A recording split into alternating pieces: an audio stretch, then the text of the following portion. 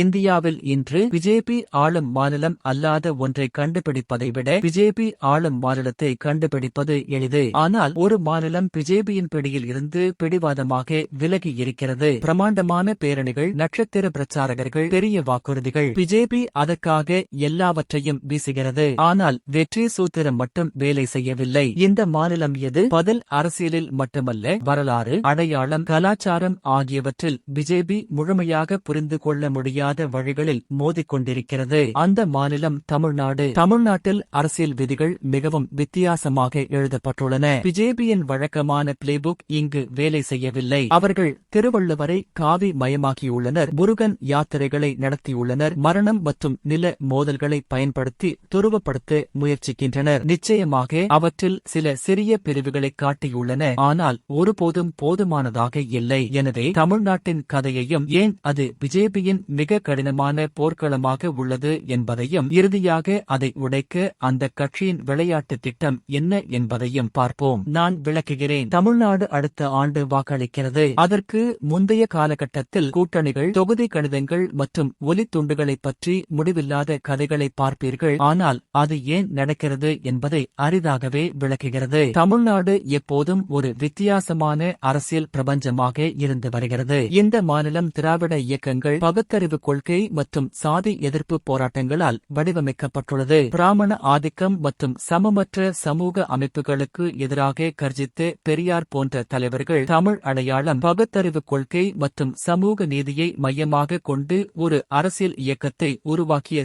என். அண்ணாதுரை மற்றும் சாதிய ஒடுக்குமுறையை எதிர்த்து அயோத்திதாச பண்டிதர் போன்ற சிந்தனையாளர்கள். அந்த மரபு அதன் அடையாளத்தை விட்டுச் சென்றது. தமிழர்களுக்கு மதம் முக்கியமானது, ஆனால் அது அரசியலின் மைய அச்சாக அரிதாகவே கருதப்பட்டது. சாதி, மொழி மற்றும் சமூக நீதி அரசியல் ரீதியாக மிக மிக முக்கியத்துவம் வாய்ந்தவை. கணிதம் எளிமையானது. திமுகவும் அதிமுகவும் ஆதிக்கம் செலுத்தும் வரை எந்த கட்சியும் அதிகாரத்திற்கு நெருங்க முடியாது. பலர் முயற்சித்துள்ளனர். விஜயகாந்த், ராமதாஸ், சீமான். இப்போது விஜய் களத்தில் உள்ளார். ஒரு கட்டத்தில் பலவீனமான அதிமுக மேலும் பலவீனமடைந்தால் பிஜேபி அந்த இடத்தில் நுழைய முடியுமா? இதுதான் மாநிலத்தில் உள்ள அரசியல் சிந்தனையாளர்கள் பார்க்கும் கேள்வி. மேலும் பிஜேபி தமிழ் மனதிற்குள் நுழைய எல்லா முயற்சிகளையும் செய்து வருகிறது. தமிழ்நாடு பிஜேபியை எதிர்த்து நிற்கிறது, ஆனால் அவர்கள் இல்லாமல் இருந்தார்கள் என்று அர்த்தமல்ல. 1998 இல் எல்.கே. அத்வானியின் ராம் ரத யாத்திரை அயோத்தி இயக்கத்தை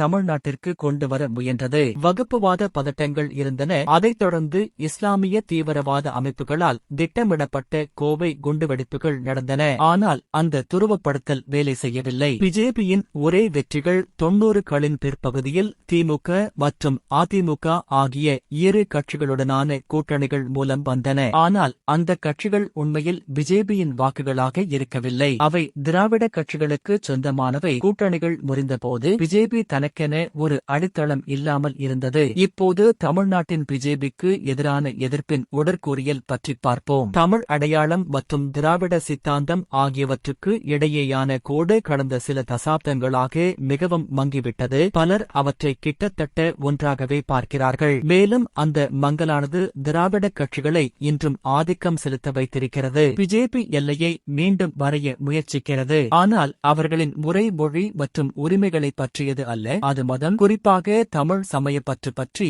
அதிகமாக இருக்கிறது. தமிழ் கடவுள் முருகனை கையில் எடுக்கும் முயற்சியை எடுத்துக் கொள்ளுங்கள். 2020 இல் பிஜேபி மாவட்டங்கள் முழுவதும் முருகனின் வேலை சுமந்து சென்ற வேல் யாத்திரையை தொடங்கியது. மேலும் பல ஆண்டுகளாக அவர்கள் முருகனை சுற்றியுள்ள பல பிரச்சாரங்களை செய்துள்ளனர். விஷயம் என்னவென்றால், முருகன் தமிழ் கலாச்சாரத்தில் மற்றொரு தெய்வம் அல்ல. அவர் தமிழ் அடையாளத்துடன் ஆழமாக பிணைக்கப்பட்டுள்ளார். சங்க இலக்கியத்தில் கொண்டாடப்படுகிறார். சாதிகள் முழுவதும் வணங்கப்படுகிறார் மற்றும் திராவிட தலைவர்களால் ஒரு தனித்துவமான தமிழ் கடவுளாக வடிவமைக்கப்பட்டுள்ளார். அதனால்தான் பிஜேபி மற்றும் இந்து முன்னணிக்கு முருகன் தமிழ் பெருமைக்கும் அவர்களின் சொந்த சித்தாந்தத்திற்கும் இடையேயான இடைவெளியை குறைக்க சரியான புள்ளியாகிவிட்டார். ஆனால் முருகனை ஒரு அகில இந்திய இந்து கட்டமைப்பிற்குள் கொண்டுவர முயற்சிப்பது ஒரு வெளிப்புற தலையீடாக காணப்படுகிறது. அது முருகன் மட்டுமல்ல. 2021 காசி தமிழ் சங்கமம் தமிழ் கலாச்சாரத்தை பனாரஸில் உள்ள இந்து இதய பூமியுடன் இணைப்பதாகும். தமிழ் தேசியவாதம் மற்றும் சமூக சீர்திருத்தத்தின் குரலாக கருதப்படும் சுப்பிரமணிய பாரதி ஒரு புரோட்டோ ஹிந்துத்வா உருவம் தனித்துவமாக மறுவடிவமைக்கப்பட்டுள்ளார். திருவள்ளுவர் காவி மயமாக்கப்பட்டுள்ளார். அவரது திருக்குறள் தமிழ் அறநெறிகளின் ஒரு கிளாசி இந்து தேசியவாத வாசிப்புகள் மூலம் மறு விளக்கப்பட்டுள்ளது. பிஜேபி தலைவர்கள் திருக்குறளை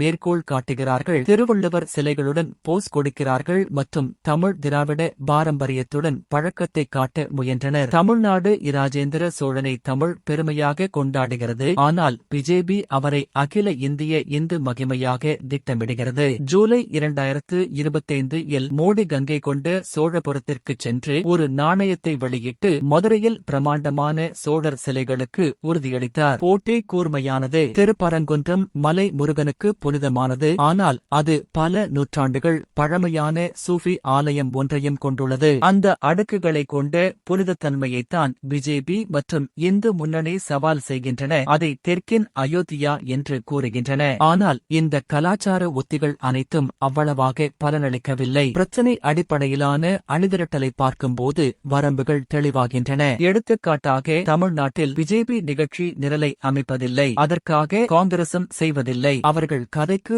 ஆதிக்கம் செலுத்தும் வடக்கு மாநிலங்களைப் போலல்லாமல் இங்கு அவர்கள் நிதி கூட்டாட்சி, இந்தி திணிப்பு மற்றும் மாநில சுயாட்சி போன்ற விவாதங்களுக்கு மட்டுமே பதிலளித்து வருகின்றனர். இந்த இடைவெளியின் தெளிவான எடுத்துக்காட்டுகளில் ஒன்றாக மொழி உள்ளது. பிஜேபி இந்தியை கைவிட முடியாது, ஏனெனில் அது தேசிய திட்டத்திற்கு மையமானது. அதிகபட்சமாக அவர்கள் எல்லா மொழிகளும் முக்கியம் என்று சொல்லலாம், ஆனால் மொழியியல் பெருமையில் ஆழமாக முதலீடு செய்யப்பட்ட ஒரு மாநிலத்தில் அது சத்தமில்லாமல் ஒலிக்கிறது. பிஜேபியின் வழக்கமான மத துருவப்படுத்தல் அல்லது முஸ்லிம் அந்நியப்படுதல் உத்தியும் தோல்வியடைந்துள்ளது, ஏனெனில் தமிழ்நாட்டில் பிரிவினையின் அதிர்ச்சியை ஒருபோதும் அனுபவிக்கவில்லை. இந்த பிராந்தியம் வரலாற்று ரீதியாக கிட்டத்தட்ட சின்கிரெடிக் இந்து முஸ்லிம் சகவாழ்வை கண்டுள்ளது, ஆனால் அது பிஜேபியை முயற்சி செய்வதை நிறுத்தவில்லை. இங்கும் அவர்களுக்கு வேறு இடங்களில் வேலை செய்வது தமிழ்நாட்டின் தனித்துவமான சமூக கட்டமைப்பால் மொழிபெயர்க்கப்படவில்லை. தடைகள் கலாச்சார ரீதியாக மட்டுமல்ல, அரசியல் ரீதியாகவும் உள்ளன.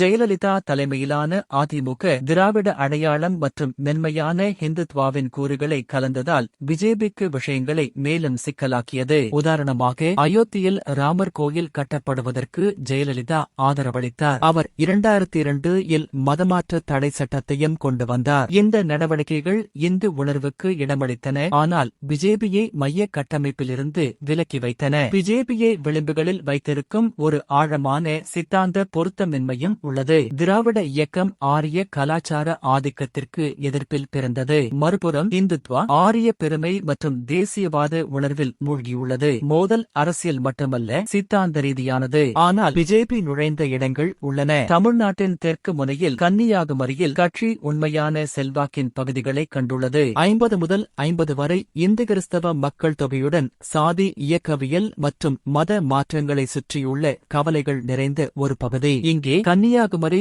இந்து சேனா போன்ற குழுக்கள் நூற்றுக்கணக்கான முன்னாள் இராணுவ வீரர்களுடன் உள்ளூர் சமூகங்களை அணிதிரட்டியுள்ளன.